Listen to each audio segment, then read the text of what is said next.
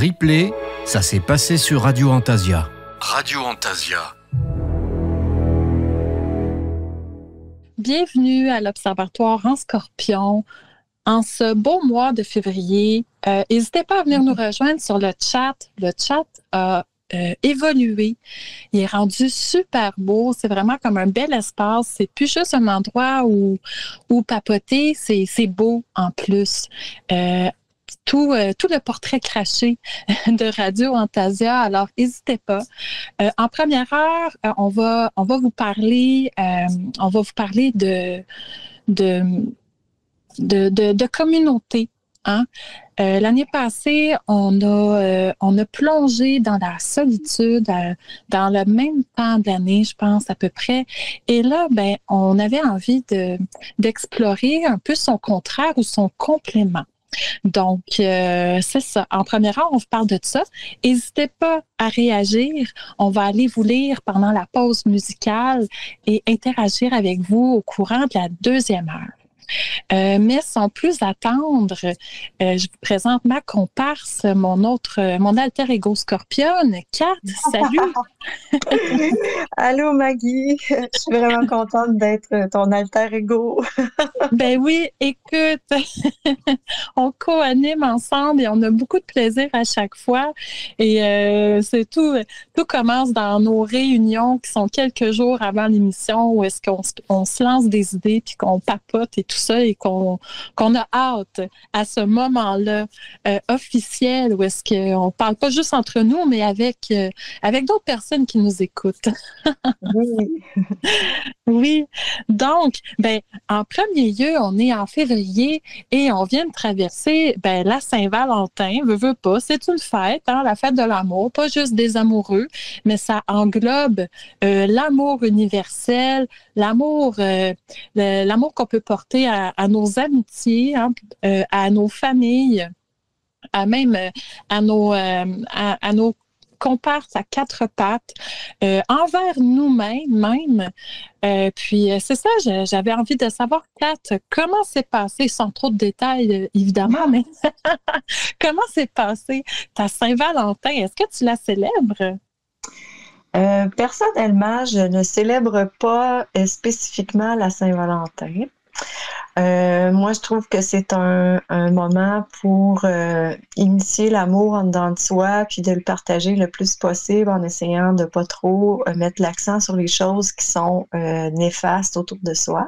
Mm-hmm. Fait que moi, je préfère vraiment m'enligner comme ça. Puis, ça se trouve être aussi quelques jours avant l'anniversaire de mon amoureux. Fait que je le célèbre déjà dans quelques aspects de ma vie, disons, là, mais l'espèce de Saint-Valentin, moi, c'est pas quelque chose que j'ai vraiment célébré, là, tu sais, vraiment spécifiquement, là, puis je suis pas vraiment exigeante non plus là-dessus, là. C'est sûr que recevoir des beaux mots, puis des fleurs, puis des attentions particulières, c'est toujours très plaisant, sauf que d'entretenir ça durant le reste de l'année, c'est aussi tout aussi important. Oui. C'est ça. Eh bien, moi, j'ai eu un super Saint-Valentin. Je vais vous raconter ça, un peu inusité. En fait, oui, j'ai partagé sur Facebook, un peu comme les gens font, ma face avec la face de mon amoureux, hein, en lui déclarant que je l'aime. Le petit côté on dit au Québec kitsch. Je ne sais pas si on utilise ce mot en France, en Europe, mais kitsch, hein, c'est un peu, comment qu'on pourrait dire, hein, un peu, là, j'ai un autre mot qui me vient en tête, mais je pense que c'est pas très francophone non plus, mais bon, allons-y avec les mots québécois, là, un peu quétaine, mais pas tant, tu sais, kitsch, ça reste joli quand même, tu sais, et de bon goût. Mais c'est ça, fait que non, il y a eu des petits mots et des souhaits, hein, avec beaucoup d'intention. Mais la Saint-Valentin arrivait entre deux tempêtes la semaine passée. Donc, on a eu, c'est presque qualifié comme une tempête du siècle. Là. On a reçu en tout et partout vous allez comprendre qu'au Québec, on aime beaucoup parler de température et que c'est très important. Donc, c'est ça. On a reçu en 2 tempêtes, en dedans de 4 jours, 72 centimètres de neige. Et donc, la première tempête est arrivée le jeudi. Et la deuxième tempête, on a reçu un 40 centimètres. Et après ça, le dimanche, on était censé recevoir un 25. Et là, c'est très lourd, hein, la neige. Et on avait donc le vendredi, c'est ça, c'était la Saint-Valentin. Les enfants sont là. On est allé se chercher un petit restaurant. Mais là, on avait des obligations de neige à faire. Hein. J'habite pas en appartement, donc on a des obligations de déblayage. Il faut enlever ça, tasser ça, cette neige-là. Et le toit des maisons a besoin parfois, pas à chaque année. Ça faisait les deux dernières années, j'ai pas eu à le faire, mais là, cette année, entre les 2 tempêtes, on a ressenti le besoin là, d'aller pelleter le toit. Donc, ça a été de monter sur le toit. Puis, on a fait ça après avoir mangé, après avoir très bien mangé. Donc, le ventre plein, hein? Ça a l'air de digérer tout ça. Et on est allé déblayer le toit. Tu sais, des fois, je me dis, ah, mon Dieu, je trouve que ma maison est donc bien petite. Mais là, quand on va déblayer le toit, ça relativise les choses. On trouve tout d'un coup qu'il est donc bien grand, ce toit-là. Et donc, je pense qu'on a passé 2 heures à déblayer. Mais c'était beau, par exemple, parce que c'était la nuit, donc une nuit étoilée en plus. Donc, quand on prenait une pause puis qu'on regardait vers le ciel, on était un peu plus proche du ciel, puis c'était très beau à voir. Puis sinon, c'est ça, ça a été comme une Saint-Valentin de travail d'équipe, de déblayage de neige, et nous rappeler qu'on a vraiment hâte que ça se termine, cette saison froide. Donc, c'est ça, j'avais envie de vous raconter parce que c'est un peu cocasse, hein, des fois, entre les obligations et le côté romantique qu'on aimerait mettre à certains moments dans notre vie, c'est ça, ça a été ça. Ah, et toute une aventure. Oui, quand même. Fait que oui, c'est ça. Donc, mon février, c'est un peu ça. Et ça a été un élément déclencheur à une 1h47 aiguë. Et je vais vous en parler un peu vers la fin de la première heure, quand on va être rendu à la musique. J'avais un petit aparté à faire en lien avec ça. On a eu une belle discussion très, très animée juste avant l'émission, mais très positive aussi, comme toujours. Donc, c'est ça, ça nous permet des choses inusitées qui nous permettent d'échanger sur des sujets, c'est ça, sur divers sujets. Mais revenons à nos moutons. Ce soir, hein, on parle de la communauté. On parle de se projeter dans des moments accompagnés de d'autres personnes, que ce soit à différents niveaux magiques, on pourrait dire. Puis c'est ça, on a des belles expériences à partager, moi et Kat, au travers de ça. Donc, pratique de groupe, partage en pratiquant, l'art de se réunir ensemble, c'est des choses qu'on a toujours eu besoin, qu'on a toujours fait. Et parfois, dans notre monde contemporain, où est-ce qu'on a l'impression d'être dans une communauté juste en ouvrant son téléphone puis en allant sur les réseaux sociaux, il reste qu'on peut ressentir une certaine solitude, ça on en a déjà parlé, mais au travers de cette solitude-là qu'on apprend ou qu'on essaie de mettre un peu de côté avec les réseaux sociaux, mais il reste on a autour de nous plein d'opportunités de se réunir et on avait envie un peu d'aborder ce côté-là parce qu'il y a plein d'angles de vue qu'on peut aller marcher un peu dans ces sentiers-là puis parler de ça en tant qu'observatrice scorpionne et vous inspirer aussi à vous jeter à l'eau à certains moments. Parce que on dirait que des fois, on a désappris un peu à aller se présenter seul dans un endroit qu'on ne connaît pas, avec d'autres personnes qui ont la même aspiration que nous. Et donc, c'est ça. On aborde tous ces petits sujets-là au cours de cette première heure. Puis ensuite, ben, on va continuer un peu la discussion avec vous, avec ce que vous aurez partagé dans notre beau chat. Et c'est ça. Donc, l'art de se réunir. Il y a quelque chose que j'avais envie d'aborder en premier lieu parce que ben c'est ça qui est comme un peu les premiers pas vers ce qu'on s'en va plus profondément dans ce sujet. Et donc c'est l'art de recevoir et l'art d'être reçu. Vous savez, je suis reconstitutionniste de l'époque viking et quand on va lire dans des Eddas, c'est des écrits qui ont été recueillis par des moines, si je me trompe pas, parce que le peuple viking était un peuple qui avait pas d'écriture. Donc, tous ces écrits qui ont été pris, qui ont été notés, ça a été en grande partie par des moines, mais là, je veux pas me tromper sur ça, mais les Eddas ont peut-être été écrits dans ce sens-là. Et mais dans ces écrits-là, qui sont très importants, un des rares écrits très anciens qui parlent de cette époque-là, il y a à certains endroits où est-ce qu'on parle de l'importance de recevoir et l'importance d'être reçu. Évidemment, moi, je vous parle un peu de ce que en lien avec cette époque-là, mais je pense que ça peut se transposer dans d'autres systèmes de croyances, ou même au Québec, où est-ce qu'on avait le banc du quêteux. Donc, c'est un banc où est-ce que tout est prêt pour recevoir un inconnu. Donc, on est très... puis les Québécois sont reconnus aussi pour être très accueillants. D'autres communautés aussi le sont fort probablement. Mais c'est ça, c'est juste pour donner des exemples. Donc, l'importance d'être capable de recevoir, comme à l'époque viking, mais c'était toujours... Puis même encore ici au Québec, hein, si on parle un peu de cet art-là, ben c'est toujours d'avoir de la nourriture plus que pour nous. Hein, pour si jamais quelqu'un arrive, souvent c'est quelque chose qu'on va offrir, quelque chose à boire, quelque chose à manger. Pour le dormir, anciennement, il y avait le banc du quêteux. C'est plus quelque chose, c'est plus une tradition nécessairement qui est active maintenant, mais c'est quelque chose dont on se souvient.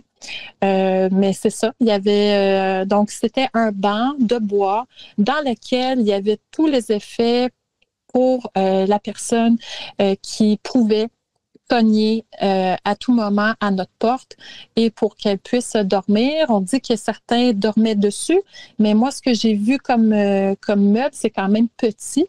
Donc, c'est ça. Mais essentiellement, c'est un peu le principe.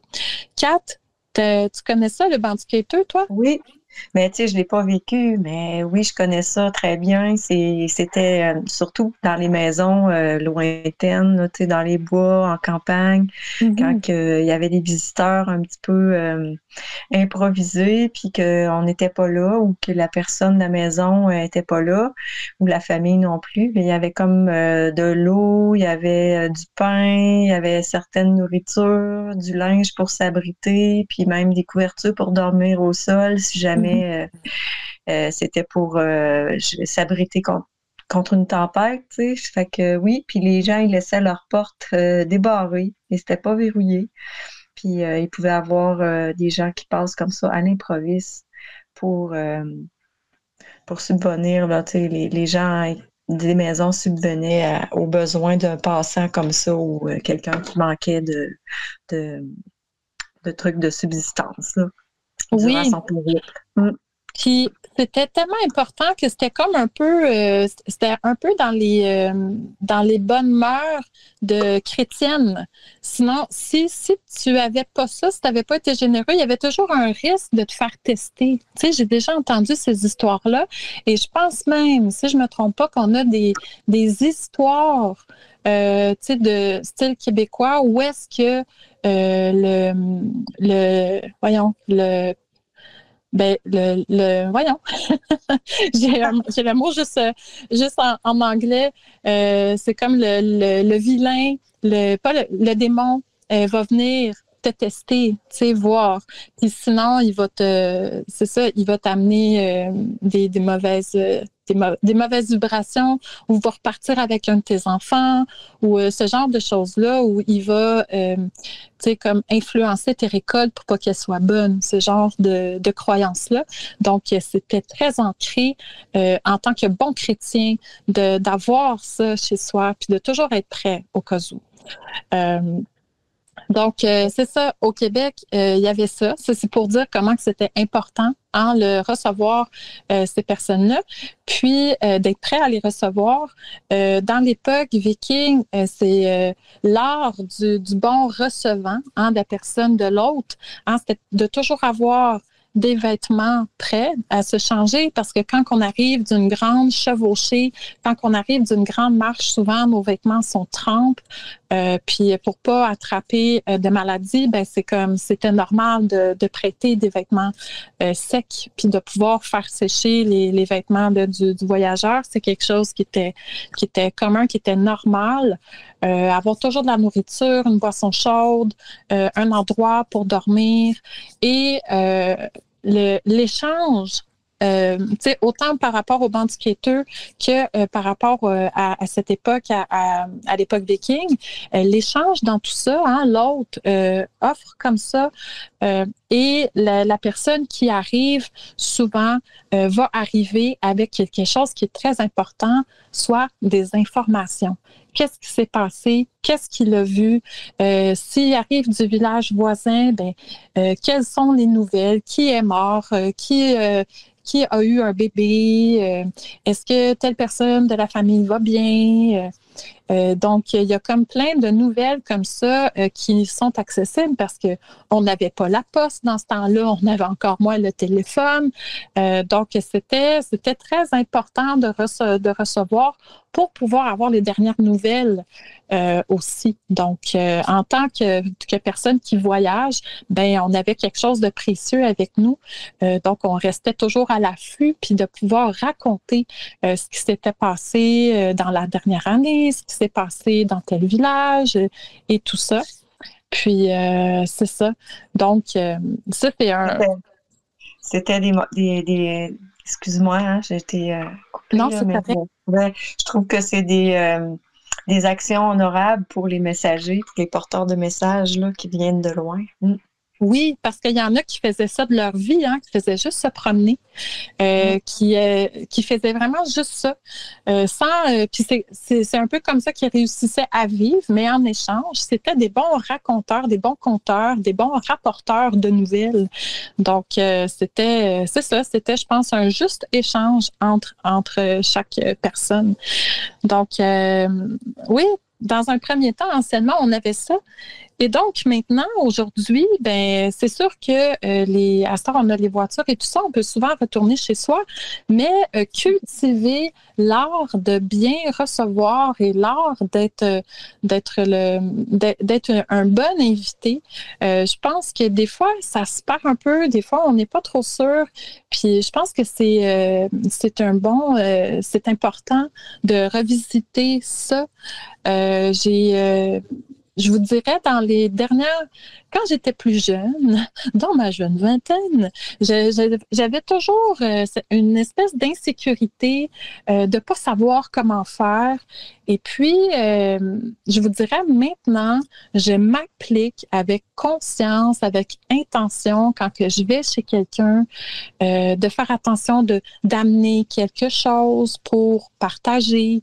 C'est sûr que des fois, la vie va vite, puis on a comme moins de temps, mais j'essaie de prendre le temps de penser, de réfléchir à ça, de quand que je suis accueillie, c'est ça, d'être reconnaissante, d'essayer d'avoir de la conversation, de m'intéresser à ce que la personne me partage, de passer un bon moment et d'être consciente que quand que je vais visiter quelqu'un, que c'est ça, c'est un moment magique, c'est un moment unique. Je pourrais vous donner l'exemple de dernièrement, je suis allée chez une amie qui habite à Québec. Donc, c'est à 2h45 d'ici, de chez moi, pour vous donner une idée de la distance. Puis, j'allais chez elle pour la fin de semaine et on allait se fabriquer des mocassins. Donc, ça, c'est comme des petits souliers, style un peu, dans le genre un peu amérindien, fait en cuir, à la main, tout cousu à la main. Et donc, c'est ça, elle avait envie de se faire une nouvelle paire. Les siennes étaient très vieilles. Elle avait envie de les faire elle-même. Puis, elle avait offert comme ça sur les internets s'il y avait d'autres personnes qui avaient envie. Et donc, j'ai levé la main. Je me suis dit, je vais prendre ce temps-là et je vais aller à la rencontre de mon amie et me plonger dans ce qu'elle propose, puis avoir du plaisir. Puis, c'est ça. Donc, je suis arrivée avec ma bouteille de vin, avec des petites douceurs. Puis, c'est ça. On a passé un super de beaux moments. J'ai rencontré des personnes que je connaissais pas, qui étaient des amis à elle ou des connaissances. Et tout ensemble, on a tout fait ça. On a fabriqué les mocassins. Puis, on a papoté. On s'est encouragé, tu sais. Donc, c'était un moment vraiment, vraiment magique au final. Puis, une des choses que j'ai beaucoup aimé, c'est qu'à un moment donné, on était dans le silence parce qu'on peut pas toujours parler. À un moment donné, on n'a plus rien à dire. On est juste concentré à ce qu'on fabrique. La couture est quand même ardue, hein, la coudre du cuir à la main. Et donc, on était dans le silence. Puis là, la plus âgée a dit, Lucie, qu'elle s'appelle, elle dit, même en disant rien, je suis tellement contente d'être avec vous. Puis là, tout le monde a fait, ben oui. Puis là, ça m'a comme flashé, allumé comme ça. J'ai dit, puis les filles, vous savez quoi? Que tout le monde fait quoi? Évidemment. Et là, je dis, on est en train de fabriquer ça ensemble, ces mocassins-là. Puis, tu sais, moi, on va les porter après. Puis, moi, là, nos mocassins, là, ont déjà une histoire. Quand je vais les porter, ben, je vais penser à vous, tu sais, tout le temps. Puis là, tout le monde a fait, c'est vrai? Ben oui, c'est sûr qu'on va penser à ce moment-là, tu sais. Donc, on a comme sacralisé un peu ce moment-là, à prendre conscience qu'on fabrique quelque chose ensemble, puis qu'il y a quelque chose de magique au travers de ça, tu sais, de se créer des souvenirs reliés à des objets, reliés à un moment qu'on a passé ensemble. Puis juste ça, en soi, c'était vraiment très beau. Toi, Kat, je sais que tu fais, si tu veux nous expliquer, puis tu as sûrement une expérience un peu d'atelier, tu donnes tes facilitatrices pour un projet en particulier.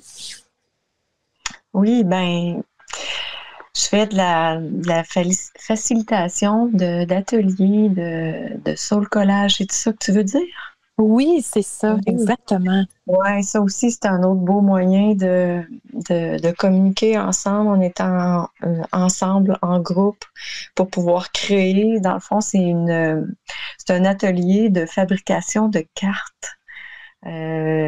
C'est quand même assez connu, mais c'est comme plus personnalisé quand on est facilitatrice. On fabrique des cartes qui sont un peu comme des oracles. Les oracles personnels, c'est à partir d'images qu'on trouve dans des magazines, dans des revues, dans des journaux, que l'on découpe et qu'on fait des montages, mais qui est inspiré de l'intuition et de notre petite voix intérieure. Fait que, au bout du compte, en faisant plusieurs ateliers, ben, on se trouve à se regrouper souvent ensemble. On échange ensemble parce qu'on discute aussi avec la fabrication de la carte qu'on a construite selon le thème qui a été abordé. Puis, tu sais, je les anime sous forme rituelle. Fait que c'est toujours super plaisant d'échanger, d'avoir un esprit de partage, de sentir que quelqu'un a aussi un peu les mêmes sentiments qui montent, des choses, des pensées aussi qui passent, que des fois on pense qu'on est toute seule, tu sais, mais finalement on se réunit, on fabrique comme tu dis, quelque chose ensemble, puis on a comme un intérêt commun qui s'anime, puis qui fait que toute la magie opère, là, tu sais, à travers tout ça. Fait que oui, c'est toujours bien plaisant. Puis là-dedans, ben, j'amène toujours un petit quelque chose de moi, tu sais, j'apporte des tisanes que j'ai cueillies, que j'ai faites moi-même, des limonades que j'ai congelées, tu sais, ma belle limonade de lilas. Oui, j'allais le Oui, dire. Je me ouais. rappelle de ce partage de limonade. Oui, parce que quand que je vais chez les gens, j'essaie d'apporter quelque chose que j'ai cuisiné, que j'ai fabriqué, quelque chose à partager, à éblouir aussi, tu sais, à éblouir le cœur pour que le passage soit aussi pas juste un souvenir, mais quelque chose qui va faire grandir, tu sais, dans la communauté, puis de savoir qu'on est tous là pour se découvrir les uns les autres, puis de pas rester toujours dans la solitude, puis d'être bien reçu et de aussi bien se faire recevoir, c'est aussi d'être un invité plaisant, Mhm. puis en restant avec beaucoup de respect quand même envers les autres, en Oui, HOTE. Puis, ben c'est ça. mais J'ai, j'anime des ateliers de soul collage, comme ça s'appelle. C'est une marque déposée. Puis, je suis vraiment enchantée de faire ça. Puis, ça me permet de réunir aussi, de faire des cercles de partage, de parole. Puis, de faire animer aussi un rituel de la magie entre femmes et entre humains plutôt. oui. Mm. Fait que c'est vraiment très beau. Puis je suis contente que tu en parles. Fait que tu sais, il y a comme plein de. Tu sais, on parle déjà de deux espaces différents. Tu sais, moi, c'était pas dans un but nécessairement magique, mais on comprend qu'il y a quand même eu une magie qui s'est Mhm. faite. Il y a des liens qui se sont tissés. Toi, le fait de faire une carte, il y a quelque chose qui se rapproche un peu d'un petit côté divinatoire, d'un côté intuitif et du ressenti, et que tu peux installer comme ça un rituel autour de ces gestes-là que vous faites ensemble. Il y a aussi ce qu'on connaît, ce qu'on a un peu, on connaît un peu, il y en a pas beaucoup, en tout cas à ma connaissance, mais il y a des covens, il y a des sociétés secrètes, il y a des cercles de pratiquants, il y a des cercles qui sont pas nécessairement de pratiquants non plus. Il peut avoir notre ah Oui, donc il est 3h30. oui. 21h30 pour les personnes en Europe. Mais c'est ça, autant qu'il y a ces côtés-là très qui ont une intention plus proche de la magie, de la pratique, qu'on peut avoir aussi des choses comme les cours de yoga, cours de cuisine, comme moi qui viens de finir un cours de Sprang, qui est un cours textile, mais je pense qu'on peut souvent trouver quelque chose de magique là-dedans. Moi, dans mon cas, le cours de Sprang, le Sprang, c'est une technique textile très, très, très ancienne qui a été presque oubliée et qui ont donc quelques personnes sur la planète ont réussi à remettre à ne pas ce que ça tombe dans l'oubli. Donc, on appelle ça maintenant le Sprang. C'est pas le nom originel. Le nom originel, lui, a été oublié pour dire à quel point c'est passé proche de disparaître de la surface de la Terre, comme un petit animal en voie d'extinction. Mais c'est ça. Donc, ça s'appelle le Sprang. Puis j'ai appris ça avec une des sommités en la matière qui voyage beaucoup, qui voyage dans les musées, qui reconstitue des pièces, etc., etc. Donc, elle donne des cours par visioconférence à des gens de partout dans le monde. Puis c'est ça, au travers de ça, on faisait ça en visioconférence. Donc, on se voit pas tant, mais À chaque début, parce que c'était quand même 2 heures de cours, à chaque début de cours, ben, chaque personne, on avait un espace pour pouvoir parler de nos travaux et chaque personne, à chaque fois, était tellement heureuse d'être là, était heureuse de partager ses choses et tout ça, que même si on était quand même loin des unes des autres, on s'est créé un petit espace dans le Messenger pour garder contact et pouvoir continuer à s'échanger sur la technique et s'encourager. Puis c'est drôle parce que c'est ça, autant il n'y avait rien de nécessairement magique. Tu sais, on pratiquait pas de la magie ensemble, mais qu'on s'est senti porteuse de ce savoir-là pour avoir envie de garder contact par après et se dire, hey, on est comme un petit noyau important, là, on préserve quelque chose qui aurait pu se perdre. Donc, on se sent investi d'une mission. Puis en ça, il y a quelque chose de magique, sans que ce soit dit explicitement. On a ressenti ce petit appel-là et c'est ça. Donc, on a tissé des liens, puis on va continuer, je l'espère, à évoluer là-dedans.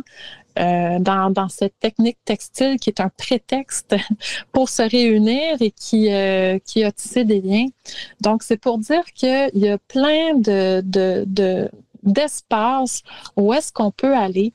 Et si, puis c'est ça, puis pour faire un lien aussi un peu avec la solitude qu'on a explorée l'année passée, eh bien, c'est quand on vit notre solitude, la solitude et qu'est-ce qui nous apprend à aller vers les gens.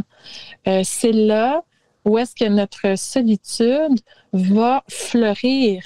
Hein? Le fait d'apprendre de passer du temps seul fait que quand je vais vers l'autre, ben je suis heureux d'aller à la rencontre et de recevoir aussi.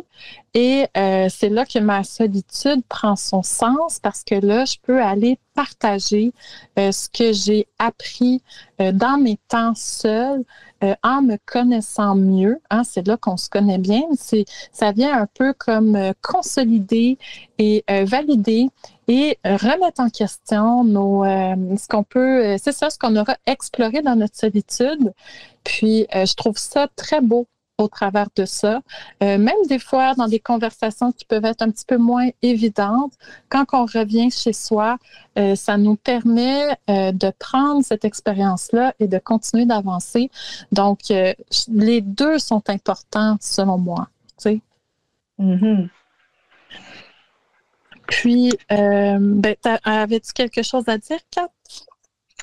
Ben, je peux dire qu'il y a certaines façons aussi de se réunir, de célébrer. On pourrait en faire une liste, là, une bonne liste, mais tu sais, plusieurs aussi, comme les nations, là, les anciennes nations aussi, avaient des raisons de se réunir, là, tu sais. Moi, ce qui me vient à l'esprit, là, c'est le Blessing Way. Je sais pas si vous connaissez le Blessing Way. Ça se trouve être... c'est d'origine indienne, là, les Navajos. Ça se trouve être un rite de passage pour la maman, la femme. C'est centré sur la femme qui s'apprête à devenir une maman. Donc, les femmes se réunissent ensemble, puis célèbrent la jeune femme qui va avoir bientôt mettre au monde un enfant, un petit humain. C'est sûr que ça rejoint beaucoup la maternité et tout ça, sauf que c'est fait quand même partie de l'évolution humaine, tu sais, l'enfantement, ça fait partie de l'évolution humaine. Donc, c'est une façon de souligner aussi le passage d'une nouvelle réalité, une nouvelle vie, en accueillant aussi le bébé qui s'en vient, tu sais. Fait qu'il y a ça qui me vient, il y en a plein d'autres, là, des façons de réunir. Moi, j'ai déjà participé à la cuisine collective. Je sais pas si ça vous dit quelque chose, mais c'est de la cuisine. Attends, va falloir que tu répètes, Kat, parce que là, ton son est pas super, puis ça l'a coupé pendant que tu parlais, ton dernier moment. Veux-tu répéter, c'est de quoi que tu parlais? Est-ce que je t'ai perdu? Je parlais... Okay. Allô? Oui, je t'entends. C'est un petit inconvénient ici. Ton son n'est pas super, Kat. Attends, réessaie une dernière fois, sinon, je pense peut-être raccrocher, essayer de revenir. Excusez-moi. OK. Donc, c'est la dernière cérémonie. Ah, OK. Bon, elle a déjà quitté. Donc, ce sera pas long. On a toutes nos excuses. Mais en attendant, c'est ça, il y a ce que Kat parlait, le Blessing Way, ça me fait penser justement, j'ai un livre là-dessus, justement, il y a des cercles de femmes qui existent. Et, super, re-bienvenue, Kat. Et on va célébrer justement un peu ce qu'elle parlait au niveau de la naissance, mais on va parler aussi des premières menstruations, on va parler de la perte d'un enfant, du choix ou pas d'avoir des enfants, de la ménopause, des mortalités. Et c'est des cercles de femmes qui vont se réunir et célébrer ces moments-là bien souvent. Puis, donc, il y en a qui existent. On peut s'en créer aussi. J'avais entendu justement par rapport à l'adolescence, où est-ce qu'il y avait une maman avec ses enfants avait décidé qu'à leur 16e anniversaire, passait une année avec eux pour mieux les connaître et donc planifiait une activité ensemble par mois. Et à la fin de cette année-là, il y avait une célébration avec comme toute la famille. Elle avait une fille, donc ça avait été très féminin. C'était les tantes, les grands-mamans, les cousines, et elle passait, c'est comme une espèce de moment de transition entre la vie adolescente, on pourrait dire enfance, et la vie d'adulte. Donc, ça, c'était très beau aussi. Autant on peut avoir des choses qu'on peut s'inspirer de choses qui existent déjà. J'ai un super livre là-dessus. Qu'on peut nous-mêmes créer cet espace-là pour nos enfants, comme dans l'exemple que je viens de vous dire, mais pour nous-mêmes aussi, le demander dans notre communauté, dans nos amitiés, auprès de notre famille, de créer un espace pour célébrer ces traversées-là, ces moments de passage-là. Et puis là, Kat, t'es revenue. Voyons voir. Allô? Mar, on t'entend super bien. Donc, tu es arrivé pendant que j'expliquais quelque chose. J'ai continué un peu pour que tu saches où est-ce que j'en étais rendue. Mais je vais te redonner la parole parce que ça allait dans le même sens, je pense, un peu tout ça, là, où est-ce qu'on en était. Oui, ben si vous m'entendez bien, l'an dernier, je parlais des cuisines communautaires. De fabriquer de la nourriture en groupe pour bénéficier dans le fond, de l'énergie de faire des plats et des repas tous ensemble pour pouvoir repartir chacun avec nos portions. Tout ça, j'ai déjà fait partie de ça. Puis ça, c'était vraiment très plaisant aussi. Ah oui. C'est à ça que je voulais en venir là, en dernier. Oui. Ben, tu vois, ma mère allait à ces cuisines collectives-là quand j'étais enfant. Et donc, pour nous, c'était un moment vraiment chouette parce qu'on allait à la rencontre de d'autres enfants. Oui. Donc, c'était, oui, puis de voir la nourriture qui se faisait. Puis, oui, c'est ça. Puis, je pense que ma mère a beaucoup apprécié ces moments-là, justement. Je pense que c'est des moments parce que surtout, ma mère était monoparentale et les autres mamans qui allaient là aussi l'étaient. Donc, c'est se retrouver entre personnes qui vivent une situation similaire et qui peuvent juste aller faire quelque chose ensemble de positif et se déposer sans avoir la peur du jugement parce qu'on sait très bien que chaque personne autour de la table de cuisine vit la même chose. Mm-hmm. Tout à fait. Ouais. Fait que, ouais, super, super de bel exemple. Dans le même esprit, de qu'est-ce que tu parlais au niveau autochtone, je sais pas quelle communauté exactement le faisait. Peut-être qu'elle le faisait tous, mais au niveau de l'arbre du bouleau, il y avait une cérémonie qui était faite. Le bouleau était un arbre très important. Il permettait de faire des canaux. On faisait des canaux en papier de bouleau. Le cambium, puis ça, je pense que ça se faisait au printemps, après que les feuilles se soient déployées, si je me trompe pas.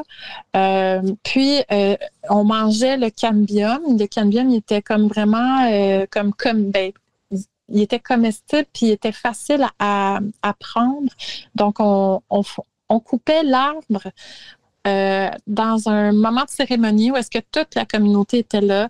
Et là, on enlevait, on faisait attention, on enlevait le papier, on mangeait le cambium, on en gardait de côté pour plus tard. On s'occupait du bois, de l'ouvrir d'une certaine manière. Donc, on ramassait les feuilles parce qu'il me semble que les feuilles sont comestibles, si je ne me trompe pas. S'il y avait des bourgeons ou des fruits, on les récoltait aussi. Et à la fin, où est-ce que l'arbre était tombé, à la fin, il restait rien du tout. Et tout ça était fait sur quelques jours et dans un esprit de célébration et de festoiement. Puis pour honorer l'arbre, parce qu'on choisissait pas un petit, on choisissait un gros arbre. Donc, c'était un ancêtre. Et il fallait quand même, tu sais, si on le coupait, il fallait le faire dans un certain respect et de remerciement. Donc, c'était une fête. Donc, il y a plusieurs manières comme ça, c'est ça, de certaines plantes spécifiques, certains arbres, qu'on va, c'est ça, faire une cérémonie autour de sa transformation. Oui, vraiment. Puis en plus, le boulot, c'est pas comme le boulot qu'on connaît aujourd'hui. Hein. Il y avait vraiment des boulots énormes anciennement. Fait que ils faisaient vraiment les canaux puis les embarcations pour faire de la rivière, là, puis ils faisaient ça avec cet arbre-là parce qu'il y avait quand même une bonne circonférence puis un diamètre quand même assez imposant pour contenir un humain là, assis dedans, là, tu sais, fait que c'était comme très honorable comme arbre, puis en plus cet arbre-là est tellement à être honoré aussi. Oui. Dans toutes ces phases, dans toutes ces étapes. En tout cas, bref, le boulot, c'est un... Puis le cambium, là, ça se trouve vraiment être une couche qui est comme autour, hein, tu parlais du cambium tantôt. Oui, c'est entre le bois. Ouais, entre le bois, puis entre l'aubier et l'écorce. Oui, exact. Ouais, avant l'essence du bois. Oui, c'est ça, exactement. Puis avec le papier aussi, parce que là, on prenait les grandes feuilles, mais il y avait toujours, tu sais, il y a toujours du papier aussi autour des branches et tout ça. Et on faisait un goudron avec ça. Quand on mettait ça dans un contenant qu'on mettait à chauffer et à un moment donné, ça devient comme un goudron. On entourait ça sur des bâtons, on laissait sécher parce que quand ça refroidit, ça se solidifie.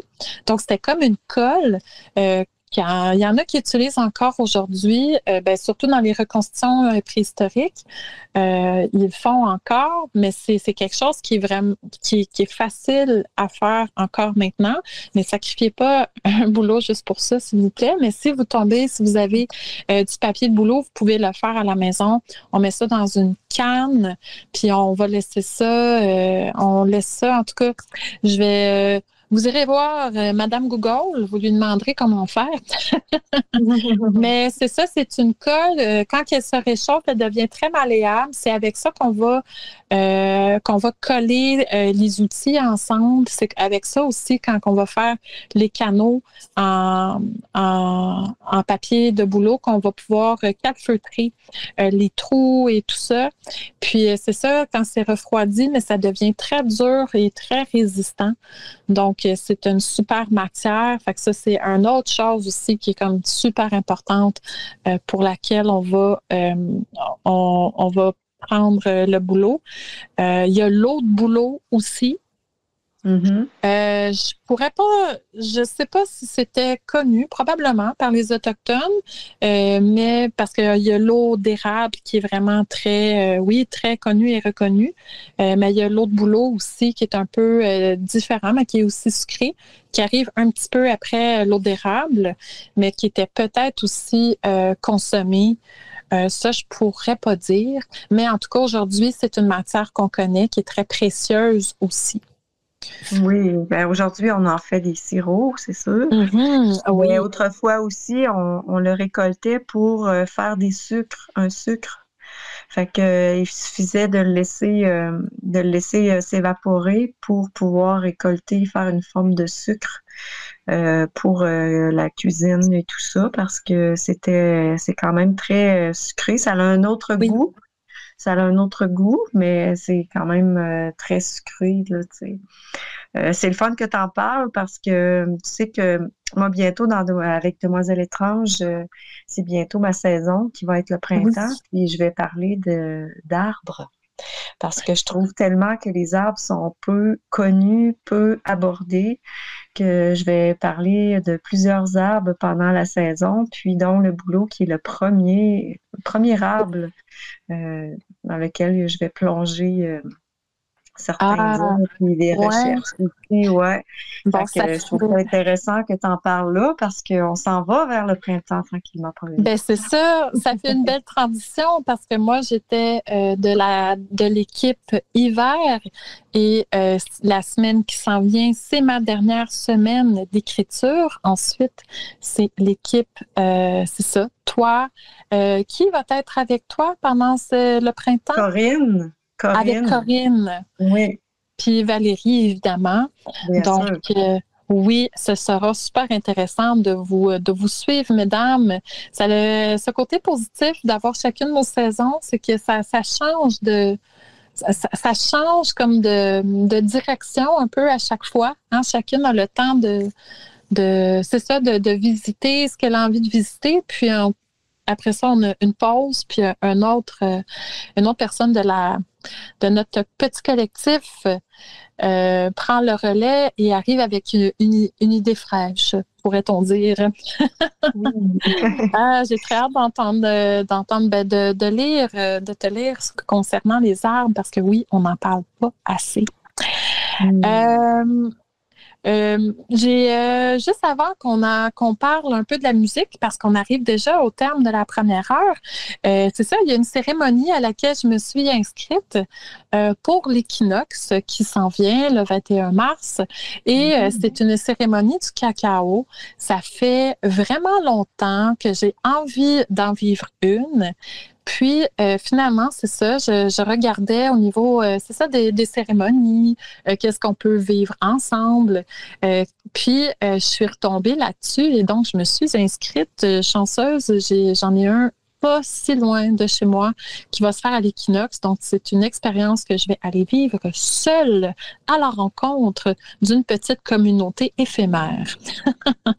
On a parlé un peu des femmes, mais les hommes aussi, on commence, je trouve, je dis commence parce que c'est pas quelque chose qu'on voit souvent passer, mais je vois des hommes qui prennent un espace et osent ouvrir des espaces de célébration entre hommes.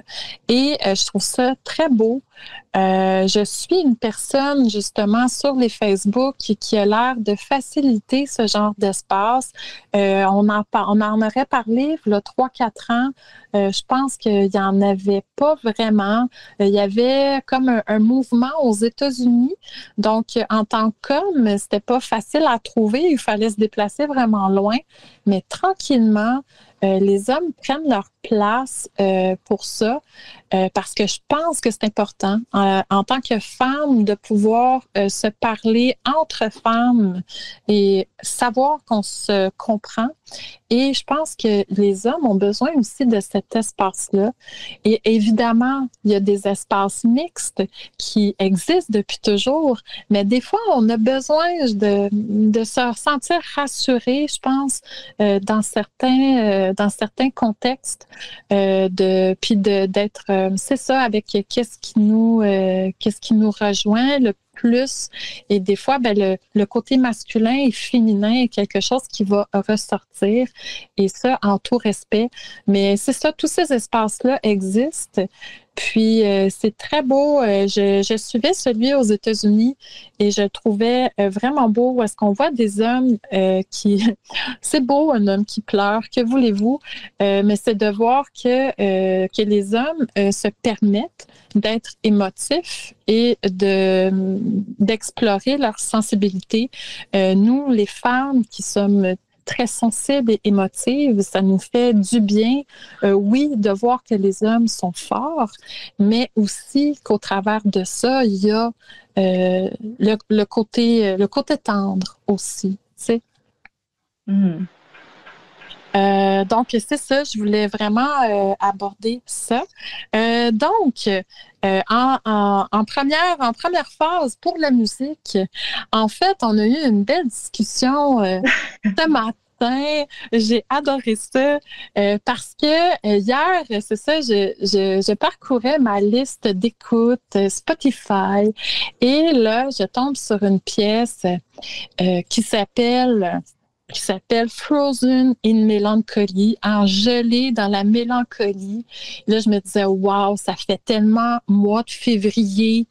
Tu sais, les bancs de neige sont plus hauts que nous, là, en ce moment, là, avec la dernière, les dernières neiges. Et le groupe s'appelle Winter Cult. Puis là, j'étais comme, ça fait tellement hiver. Et là, quand tu écoutes ça, j'étais comme, ça fait tellement...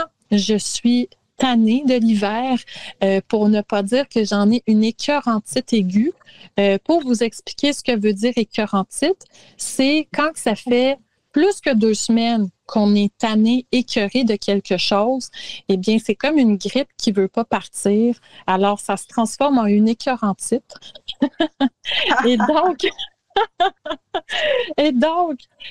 c'est ça, c'est une pièce de black metal. J'ai eu la confirmation de mon bien-aimé parce que moi, le métal, je connais pas tous les rouages, mais j'ai eu confirmation, c'est du black metal. Et je me disais que ça faisait peut-être pas très Radio Antasia. Ça allait peut-être couper un peu l'énergie de l'émission, mais j'avais envie de le partager. Inquiétez-vous pas, c'est pas ce qu'on va écouter. Mais si vous êtes curieux à quoi ressemble une écœurantite aiguë de l'hiver québécois, je vous invite à aller l'écouter attentivement. Pas trop fort ou très fort, ça fait du bien. C'est comme un cri par en dedans. Tu sais, t'es tanné, mais c'est comme, t'es dans une période introspective de l'hiver, donc on dirait que ça se passe un peu plus par en dedans. Donc, c'est cette impression-là. C'est un cri par l'intérieur qui vient prendre dans les basses vibrations, donc proche de la Terre, en tout cas. Donc, Winter Cult, Frozen in Melancholy, si vous êtes intéressé à aller explorer à quoi ressemble une écœurantite aiguë québécoise. Mais sinon, nous avons été quand même vers quelque chose de plus lumineux. Je ne sais pas lequel va passer en premier, mais il y a Isabelle de Björk. Björk, on a déjà entendu l'année passée, je crois. Et c'est Wendy Rule, une artiste que j'aime vraiment beaucoup, qui vient de sortir d'ailleurs un album que je vais aller voir très bientôt. Je l'ai vu en fin de semaine. Ben non, cette semaine, en travaillant, j'ai vu qu'elle venait de sortir un album, donc à explorer, qui a l'air beaucoup plus dans les basses, je vous dirais, où est-ce qu'elle chante un peu plus bas, pour avoir entendu brièvement une des pièces. Et donc, la pièce qui va passer s'appelle D.I.T., D.I.T., donc, qui est un classique, je pense, de Madame Rule. Alors, je vous souhaite bonne écoute. Replay, ça s'est passé sur Radio Antasia. Radio Antasia.